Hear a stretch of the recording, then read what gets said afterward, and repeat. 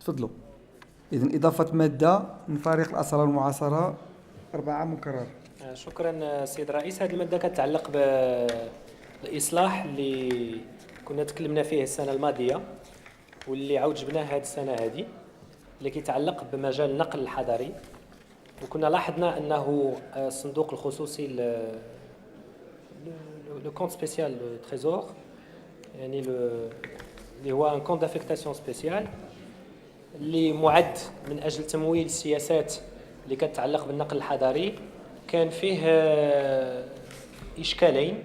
الإشكال الأول من ناحية المهام المخولة ليه باش يقدر يمول السياسات في هذا المجال اللي كيحسن تنافسية المدن، اللي يمكن يغير من الأثمنة ديال الكراء، واللي يمكن يغير حتى من العلاقة ما بين المواطنين وما بين التراب فين هو عايشين فيه. هذا الإشكال الأول اللي كان. والإشكال الثاني بطبيعة الحال كان من حيث التمويل ديال هذا الصندوق، لأنه ملي ما كتكونش واحد التمويلات عندها واحد الأفق، بطبيعة الحال ما يمكنش تكون السياسة ديال الحكومة والجماعات الترابية معها اللي غادي كتمشي في هذا الاتجاه.